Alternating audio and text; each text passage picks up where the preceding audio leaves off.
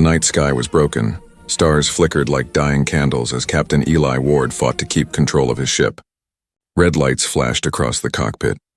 Alarms screamed. The screen showed only chaos, numbers dropping, systems failing, and one word blinking over and over again. Critical. The ship had been hit by something. Maybe debris, maybe a weapon. Eli didn't know. All he knew was that he was falling. Fast. Toward a dead-looking planet covered in black clouds and storms that glowed faint blue from underneath. He gritted his teeth. "Come on, just one more minute," he muttered, trying to guide the ship toward an open field.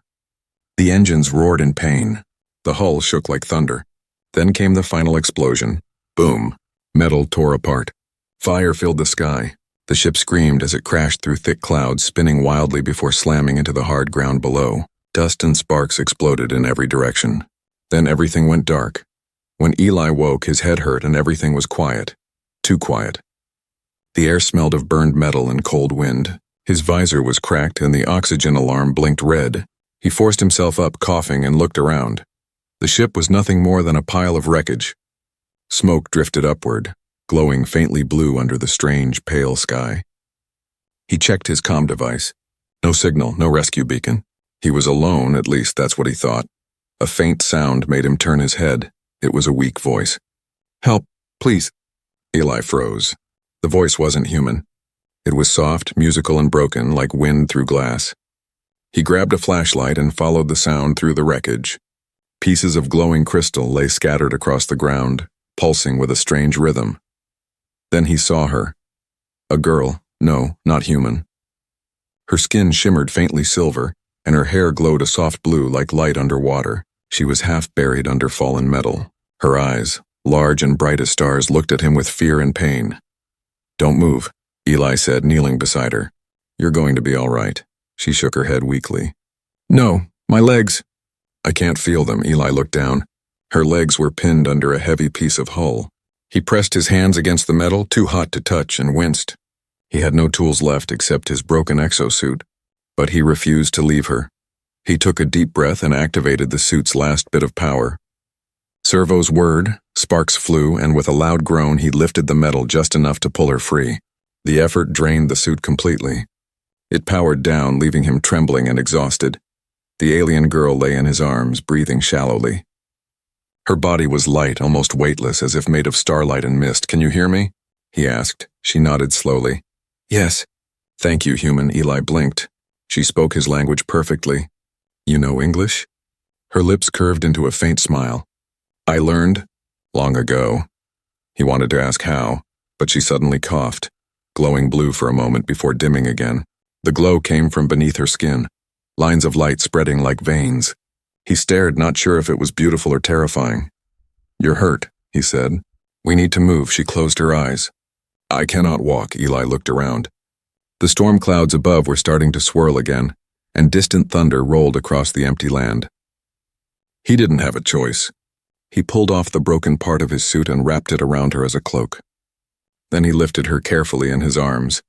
She was cold, too cold. But her heart still beat faint and steady. "Hold on," he whispered. "I'll get you out of here." The landscape stretched endless and gray. Sharp rocks, dead trees, and distant lightning made it feel like the world itself was ending. Eli stumbled forward, carrying her toward a small ridge where his scanners had shown a cave before the crash. As he walked, she opened her eyes again and whispered, "Why did you save me?" He looked down at her glowing face. "Because you needed help." A long silence followed. Her gaze softened. "Humans still help strangers?" Eli gave a weak smile. "Sometimes." She seemed to think deeply about that. Her eyes drifted toward the dark sky. "My name is Lyra," she said softly. "And this world? It's dying." Eli frowned. "What do you mean?" "The storms," she whispered. "They come from the heart of the planet. Soon, nothing will live." The wind howled across the barren plain as if to prove her right. Eli tightened his grip on her and pushed on toward the cave. He didn't know if they'd survive the night, but he knew one thing.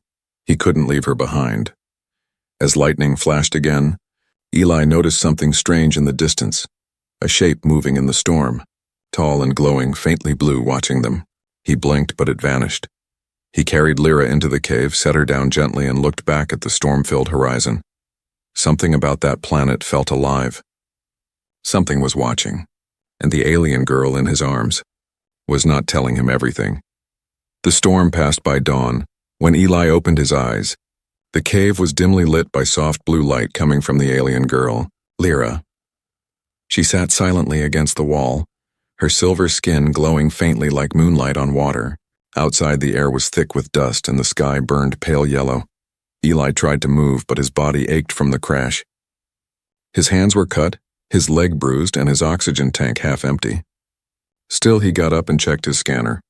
The planet was unstable, cracks spreading through its crust, heat rising from deep below. The readings showed massive storms forming again within a day. He turned toward Lyra. "We can't stay here," he said quietly. "This cave won't protect us for long." Lyra looked at him with calm, sad eyes. "There is one place left," she said. "The Ocean of Lights. If we reach it, we'll be safe." Eli frowned. "An ocean? On this world?" She nodded. "It lies far to the west beyond the Black Mountains. The storms cannot reach it. I've always wanted to see it once. Before the end." Her voice trembled slightly at those last words. Eli didn't understand what she meant, but he saw the longing in her eyes, like someone dreaming of home. "How far is it?" he asked. "Far," she said softly. "But we must go. Soon this place will fall apart," Eli sighed. He didn't have a ship, no working comms, no food left except 2 rations and barely any power left in his suit. But something in her voice made him believe her. He looked at her legs, still motionless. She couldn't walk. He knew what he had to do. "All right," he said, pulling on his cracked helmet. "Then I'll carry you." Lyra's eyes widened. "You would carry me that far?" He smiled faintly. "You saved me too, Lyra. You talked to me when I thought I was alone." "That's enough." She lowered her head, her glowing hair falling across her face. "You don't understand what I am." "Then help me understand," he said. She didn't answer.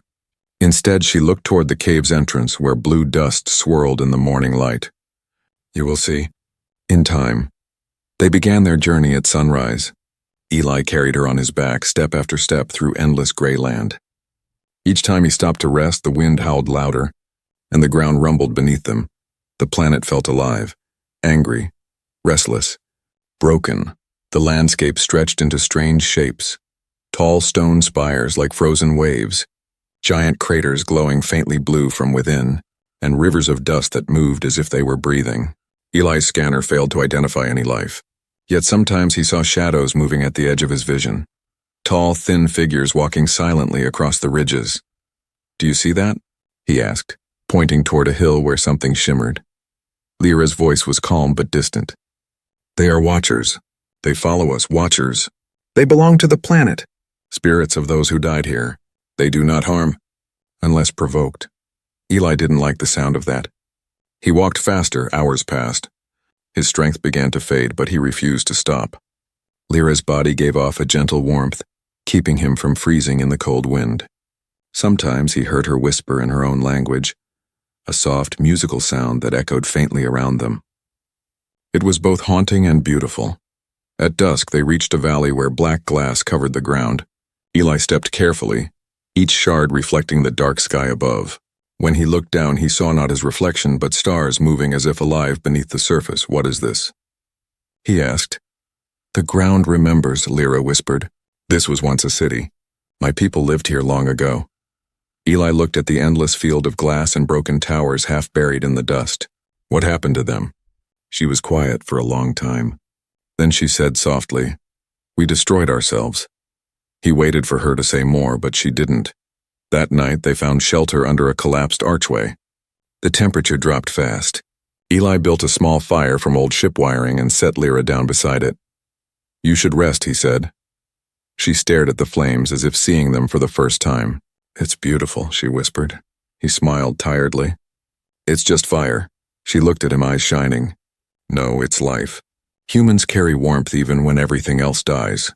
Eli didn't know what to say. He turned away, pretending to check his equipment. But inside, something stirred, pity maybe, or something deeper.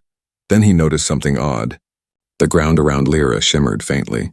The same blue light that came from her body spread into the stone beneath her like veins pulsing with energy. Lyra, he said carefully. What's happening? She looked down and quickly drew her hands back, breaking the glow. Nothing. It's just, my energy leaks sometimes. Don't worry. But Eli did worry. That light didn't look natural. It looked alive. Outside, the wind screamed like a voice calling their names. Eli felt the ground shake again, distant thunder rolling across the horizon. Lyra watched the storm with quiet sadness. We must hurry tomorrow, she said softly. The planet remembers what I did. It will not let me leave easily. Eli looked at her, confused. What do you mean? Her eyes glowed brighter. You'll see soon enough, human. The fire flickered and the night grew cold again. Somewhere in the darkness, something moved. Slow, heavy, and not human. The journey had just begun. The sky turned red that night. Eli woke to the sound of thunder rolling like distant drums. The wind outside screamed against the rock walls and lightning painted the valley in blinding flashes of blue and white. The storm had arrived, angrier, louder, and stranger than any he'd ever seen. The small fire was long gone. The cave trembled as if something enormous moved above them. Lyra sat near the entrance, her silver skin glowing softly in the dark. The light from her body pulsed with the rhythm of the storm, as if she and the planet shared one heartbeat. Eli rubbed his eyes. You should rest, he said. You've barely slept. She didn't turn to face him.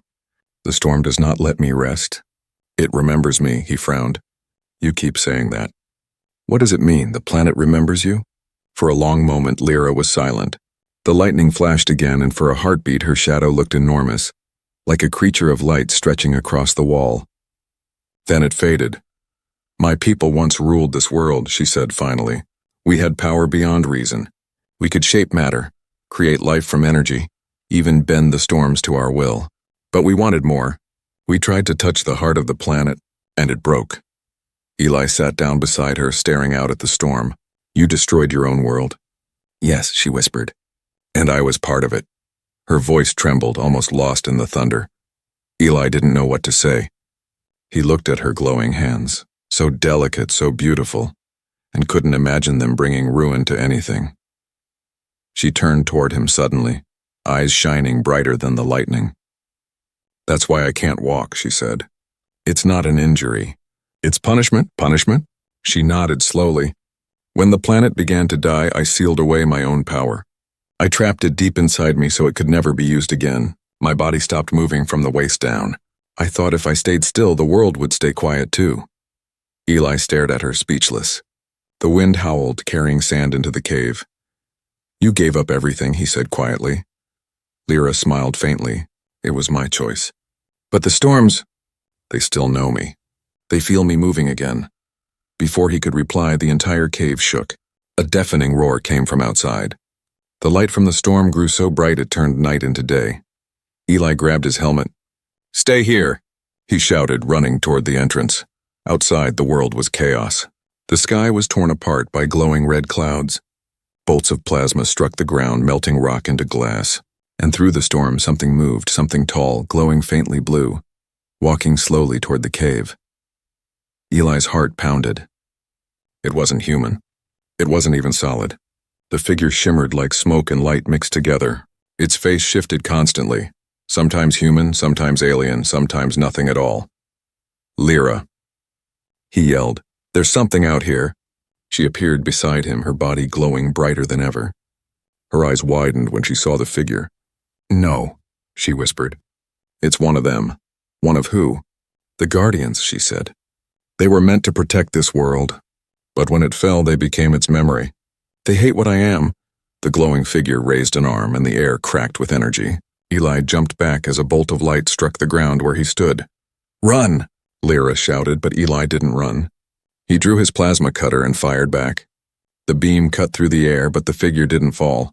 It only screamed, a terrible echo that shook the rocks around them. Lyra lifted her hand instinctively, and blue energy flared around her. The storm seemed to pause. The Guardian stopped moving. For a single heartbeat, the wind died, and everything fell silent. Then the light from her hand exploded outward. Eli shielded his eyes as blue energy tore through the storm, scattering the clouds. When he looked again, the Guardian was gone. The valley was empty, silent except for the wind. Lyra fell to her knees, trembling. Her eyes were dim. "Lyra!" Eli ran to her, holding her up. "What did you do?" She looked at her hands in fear. "I don't know. I didn't mean to. It just happened." Eli saw her legs twitch, just a little. Her feet moved for the first time. He froze. "Lyra, your legs!" She gasped, staring down. Then her face hardened and she whispered, "No, it's returning." "What's returning?" "The power I sealed away." Her voice broke. "If it wakes again, this world will finish dying." Eli held her tighter. "Then we'll stop it, together." She shook her head weakly. "You can't stop what's inside me, Eli." Outside, the storm began to rise again, stronger than before. The planet was angry now. It felt her power returning, and it would not let her go quietly. As thunder roared across the valley, Eli looked into her glowing eyes and said quietly, "Then we keep moving. If the planet wants a fight, it can have one." For the first time, Lyra smiled through her tears. "Humans," she whispered, "always defying the impossible." The two of them looked out into the raging storm. The path ahead glowed faintly blue under the lightning, leading west toward the ocean of lights, and somewhere deep beneath the ground, the world stirred awake. The morning after the storm was strangely silent. The sky was pale blue now, and the land shimmered with a thin mist. It looked peaceful, but Eli knew better. Every silence on this planet hid danger. He walked carefully along a cracked ridge, Lyra on his back, her arms weakly wrapped around his shoulders. Her light had dimmed since the storm. She looked tired, almost fading. "Are you sure you're okay?" Eli asked, his voice soft. Lyra nodded slowly. "Just drained. The energy took something from me." He could hear the guilt in her tone. She hadn't meant to unleash that power, but it had saved them. Still, it had also awakened something deep within the planet, something that now seemed to follow them. Every few minutes, Eli heard faint rumbles beneath his boots, like footsteps under the ground. "Maybe we should rest soon," he said. "No," Lyra whispered. "We must keep moving. The Guardians felt what I did. They won't stop now." Eli glanced back. The horizon behind them shimmered with a faint blue glow, moving like a slow wave. "You mean they're chasing us?" "Yes," she said. "And when they find me, they will not show mercy." Hours passed. The sun hung low and red, painting the broken land in fire. The air grew hotter. Eli's water supply was almost gone, and his suit's cooling system barely worked. He stumbled over a ridge of black stones and nearly fell. "Eli," Lyra said softly, "you can set me down for a while. You're hurting yourself." He shook his head, breathing hard. "You said we can't stop, so we don't stop." She gave a faint smile. "Humans, always so stubborn." "Call it determination," he said with a grin. Her soft laugh was the first good sound he'd heard all day, but the moment didn't last. A low metallic screech echoed through the valley. Eli froze. The sound grew louder, closer, like metal grinding on stone. "Lyra," he whispered. "What is that?" She stiffened. "Not a guardian. Something else." From the dust ahead, a shape crawled into view, half machine, half beast. Its body was made of black metal plates, its limbs twisted like wires, and its eyes burned red. It looked like a predator built from broken machines and hate. It sniffed the air, then turned its head toward them and roared, a harsh mechanical scream that rattled Eli's bones. "Run!" Lyra shouted. Eli tried, but the creature was fast. It leapt forward, landing on all fours, claws digging into the rock. Eli spun, pulling his plasma cutter from his belt, and fired. The beam hit its shoulder, melting part of the armor, but the creature didn't stop. It lunged. Eli rolled aside, clutching Lyra tight, and the creature slammed into the ground where he'd stood. The impact shook the ridge. He fired again, once, twice, 3 times. The last shot hit its chest and a small explosion burst out. The monster staggered but didn't fall. It was regenerating. "Go!" he shouted. "Get down!" But Lyra couldn't move. She cried out as the creature raised one massive claw, ready to strike. Eli jumped between them, holding up his plasma cutter like a shield. The claw hit him full force, throwing him backward. Pain exploded through his body. His chest armor cracked and his weapon flew out of his hand. He could barely breathe. Through the haze, he saw the creature crawling toward Lyra. "Eli," she screamed. He tried to move, but his body refused, and then something changed. The air around Lyra began to hum. Her body glowed brighter than ever before, blue light swirling around her like a storm reborn. The creature stopped, sensing danger, but too late. The ground cracked beneath her. Blue energy burst from her hands, rising like lightning through the air. The creature roared and charged, but the light struck it mid-leap, blasting it apart into molten fragments that vanished into smoke. Eli stared, eyes wide. Lyra floated above the ground, her hair flowing like water, her eyes pure white light. For a moment she looked like a goddess of storms. Her legs, once still, moved freely, stepping forward as if they'd never been paralyzed. "Lyra," he whispered. The light around her faded and she collapsed into his arms, weak and trembling. He held her close. You walked," he said in disbelief. She looked terrified. "No, and I shouldn't have. The seal, it's breaking." "What seal?" "The one that holds my power," she said weakly. "Every time I use it, the planet reacts." "It remembers me. It knows I'm still alive." Eli looked up. In the distance, the blue glow on the horizon had grown brighter, like a wave of energy rolling toward them. "They're coming," she whispered. "The Guardians. They will not let me reach the ocean." Eli clenched his fists. "Then we'll outrun them." "You don't understand," Lyra said. "If they reach me, they'll destroy everything, including you." He met her glowing eyes and smiled faintly. "Then they'll have to get through me first." The ground shook again, stronger this time, and a deep hum filled the air, like the planet itself was waking up. Lyra's hand reached for his. "You shouldn't risk your life for me." Eli looked at her with steady eyes. "Maybe not. But I already decided if this world wants to take you, it'll have to take me too." She stared at him for a long moment. Then slowly she smiled through her fear. "Humans," she whispered, "always protecting what they don't understand." He lifted her once more, holding her tight as the wind began to rise again. Behind them, the broken machine beast lay in pieces. Ahead, the horizon glowed brighter, calling them west, toward the ocean of lights, and as they walked, the planet trembled. It had felt the miracle. It had seen her walk, and now it would not stop until she was gone. The mountains rose like giants in the distance. Sharp peaks reached into the gray sky, covered in clouds that flashed with faint blue light. The air was thin and cold, filled with the whisper of ancient winds. Every step Eli took echoed softly between the stone walls. He carried Lyra on his back again, though she had begun to move her legs, just barely. Her strength came and went like fading light. Sometimes she could stand for a few seconds, sometimes not at all. She never spoke about it. They had been walking for days. Behind them, the storm still burned, but here in the mountains, the air was calmer, heavier, almost sacred. Eli stopped to catch his breath on a narrow ledge. "We'll rest here," he said, setting Lyra down. She looked around, her glowing eyes scanning the tall cliffs. "This place," she whispered. "I know it," Eli frowned. "You've been here before?" "Yes," she said softly. "Long ago, before I became what I am." The wind howled through the canyon, carrying her words into the distance. Eli sat beside her. "You keep saying that what I am. What are you, Lyra?" She hesitated, looking down at her hands. Blue light flickered under her skin, pulsing with every heartbeat. "You wouldn't believe me," she said quietly. "Try me." Lyra closed her eyes. "My people were not born. We were made. We were energy given form, creatures of light created by science and pride. We believed we could control creation itself. And she paused, voice trembling. I was their final experiment." Eli stared at her, silent. "I was built to hold the heart of the planet," she continued. "All the power that kept this world alive flowed through me. I was meant to be its guardian. But something went wrong. I was young, afraid, and the energy inside me grew unstable. I lost control," her voice cracked. "The explosion destroyed half the world. Millions died. The oceans burned. The sky cracked open, and she looked away, tears glowing like liquid light. "I lived," Eli's chest tightened. "That wasn't your fault, Lyra." She shook her head.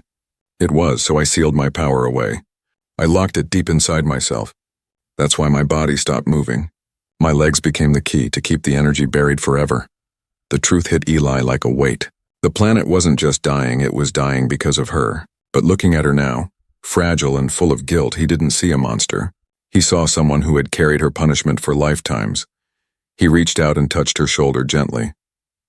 "You tried to protect your world, didn't you? You made a mistake, but you're still trying to make it right. That's not evil, Lyra, that's human." She looked at him, eyes wide. "Human?" He smiled faintly. "Yeah, we mess up all the time too. But we keep trying. For the first time she laughed softly, a real laugh, clear as crystal. It echoed through the canyon, almost bright enough to chase away the cold. By evening, the wind grew stronger. They found shelter in an ancient temple built into the mountain wall. The place was silent, filled with statues carved from dark stone, tall figures with eyes that once glowed but were now dark. Lyra walked a few steps on her own, her legs shaking but working. Eli watched her carefully. "You're getting stronger," he said. She stopped beside a statue and touched its cracked surface. "Not stronger," she murmured. "Closer to breaking. Every time I move, the seal weakens." Eli frowned. "And if it breaks?" "The power will return," she said. "And this world will die completely." Before he could reply, the ground trembled. Dust fell from the ceiling. From deep within the temple came a low hum, a sound like metal breathing. Lyra's face went pale. "They found us." Eli drew his plasma cutter, heart pounding. "The Guardians?" "Yes," she whispered. "They never stop." A faint blue light appeared at the far end of the corridor. Then another. Then dozens. The statues began to glow, their eyes lighting up one by one. The ancient guardians of the mountain had awakened. "Move!" Eli shouted. He grabbed Lyra's hand, pulling her toward the exit. The temple shook violently as beams of light fired past them, striking the walls and sending shards of stone flying. They stumbled outside into the freezing air. Behind them, the entrance collapsed in a cloud of dust. Eli coughed, looking back at the ruins. "I think we lost them." Lyra shook her head. "No, they can sense me anywhere." He turned to her, his face streaked with dust and sweat. "Then tell me what to do." "There has to be a way to stop them." She hesitated, then said quietly, "There is one way. If I reach the ocean of lights, I can return the energy to the sea. The planet will forgive me or destroy me. Either way, it will end." Eli stared at her, speechless. "You're planning to sacrifice yourself?" She smiled faintly, her eyes glowing like the stars. "It's not sacrifice, Eli. It's peace." He shook his head. "Not if I can help it." Lyra looked at him with a strange softness. "You would fight the will of a dying world?" "For me?" Eli met her gaze. "I already am." The wind howled around them, carrying the sound of thunder from the valley below. The sky glowed faintly blue, the light of the Guardians drawing near. Lyra turned toward the west, where a faint shimmer touched the horizon. "The ocean of lights," she whispered. "We're close." Eli lifted her gently again, his steps slow but steady. "Then let's finish this." And as they began the final climb, the stars above flickered, one by one, like the planet itself was watching. The truth had been revealed. Now only the end waited. The mountains ended suddenly. After days of climbing through stone and storms, Eli and Lyra finally stood on a high ridge, staring out at the valley below. The sight made Eli stop breathing for a moment. Far beyond the horizon, spreading like a mirror of stars, was the ocean of lights. It shimmered even in daylight, glowing waves that rippled in slow, gentle motion. The entire sea looked alive, breathing softly under the wind. "That's it," Lyra whispered. "The heart of my world." Her eyes reflected the glow of the distant ocean, full of longing and sadness. Eli placed her down carefully on a flat rock. His body trembled with exhaustion. His armor was cracked, his oxygen low, and his hands blistered from climbing. But when he looked at her, he found the strength to smile. "We made it," he said quietly. Lyra shook her head. "Not yet. The path down is still long, and the Guardians, they are not far." Eli looked back toward the mountains. Thunder rolled again, but this time it wasn't from the sky. It came from beneath the earth.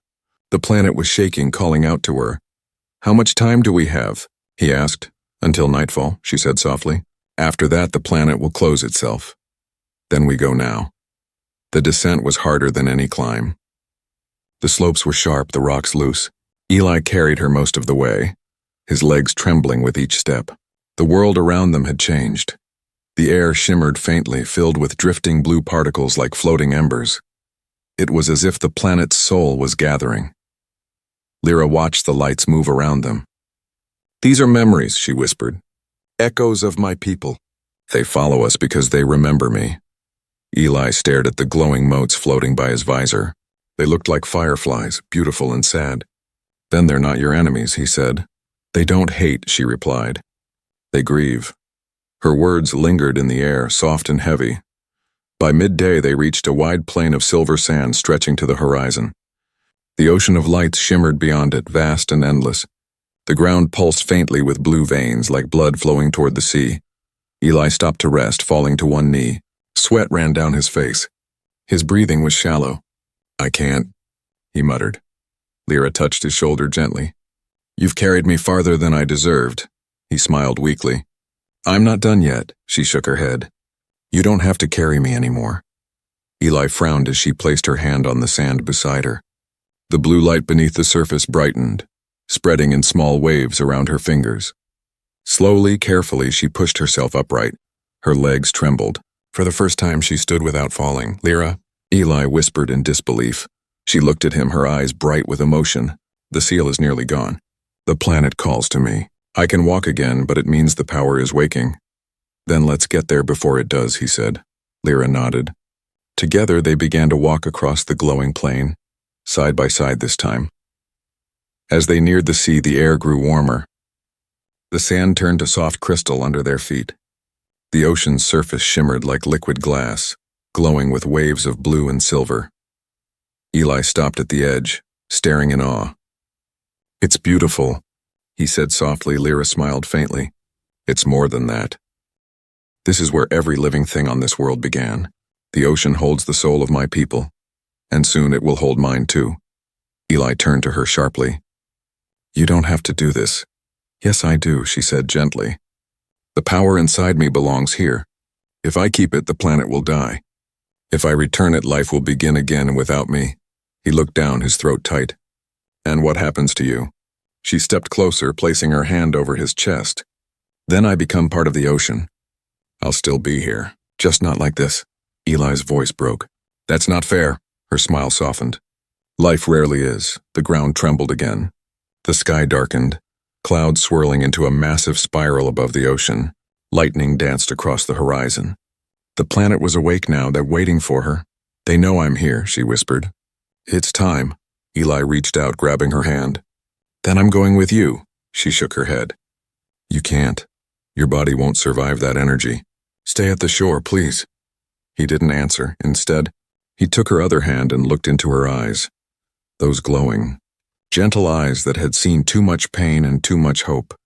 "If this is your last walk," he said quietly, "then I'll walk it with you." Tears filled her eyes, glowing as they fell. "You really are human," she whispered. "And that's the most powerful thing of all." Together they stepped forward.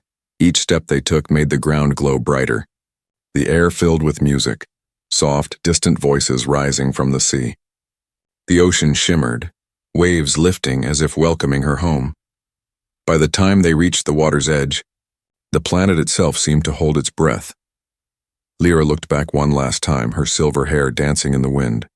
"Thank you, Eli," she said softly, "for showing me what mercy feels like." He tried to speak, but no words came. She smiled, stepped into the glowing water, and the sea lit up like the stars. The ocean sang. It wasn't a sound made by waves or wind, but by light.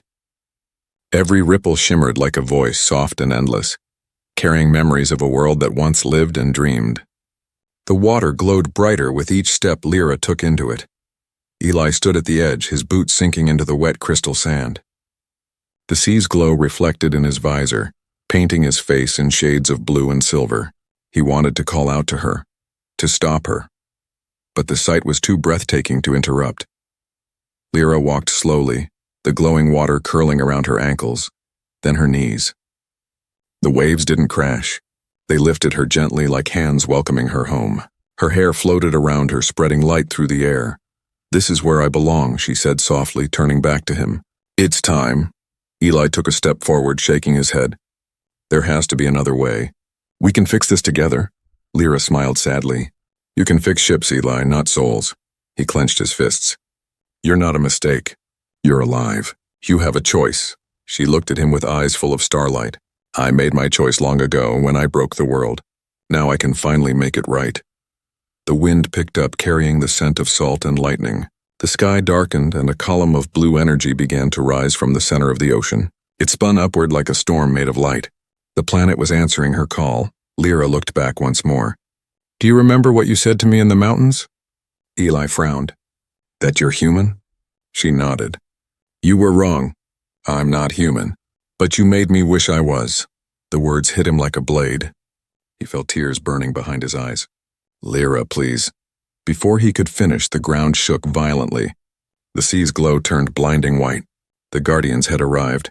Shapes of blue fire emerged from the water. Tall, shifting forms with faces of light. Their voices echoed like thunder and wind. Return the power. End the curse. Eli stepped in front of her, raising his plasma cutter. You'll have to go through me first. But Lyra placed a hand on his shoulder. No, Eli, they are not here to harm me. They are here to finish what I started. Her touch was warm, almost human. He felt the energy beneath her skin, alive and pulsing like a heartbeat. I don't want to lose you, he whispered. You never will, she said. Not really. The water rose around her, glowing brighter than the sun. The Guardians circled, their light merging with hers. She closed her eyes and lifted her hands. I am Lyra of the Lightborn, she said, her voice echoing across the sky. I return what was taken. I free my world. A beam of blue fire burst from her chest, rising into the heavens. The sea exploded with light. Eli stumbled back, shielding his eyes. The sound was deafening, not destruction but renewal. He felt warmth spreading through the air, through the ground, through him. When he opened his eyes again, everything was glowing. The sand, the sky, even the stars above. The ocean was alive. The storms were gone. The air was calm. The planet had stopped shaking, but Lyra was no longer there. Only her voice remained, soft and distant, carried by the wind. Thank you, Eli, for reminding me what it means to care. He fell to his knees, staring at the waves. They shimmered gently, calm and peaceful, like the world was finally resting. He didn't know how long he stayed there. Minutes, hours, maybe longer. When the glow began to fade, a faint hum came from his communicator. Captain Eli Ward, a voice crackled. We found your signal. Rescue inbound. Hold position. He looked up at the sky. Far above, small dots appeared, ships descending through the clouds. Eli stood slowly, his body weak but his heart heavier than ever. He looked at the ocean one last time. The water glowed faintly, as if still alive, as if still listening. He walked to the edge and knelt down, touching the surface with his hand. Goodbye, Lyra, he whispered. The water rippled, and for a heartbeat, a faint blue light shaped like a hand touched his reflection. Then it was gone. Hours later, as the rescue ship rose through the clouds, Eli looked down at the planet below. The storms were gone. The land was healing. But what caught his eye was the ocean. Now a vast glowing heart pulsing with light every few seconds, as if breathing. She did it, he murmured. The pilot looked at him. Did what, sir? Eli smiled faintly. Saved us all. The ship broke through the atmosphere, leaving the blue world behind. But as he stared out the window, Eli could still hear her voice. Soft, gentle, echoing through his mind like the ocean's song.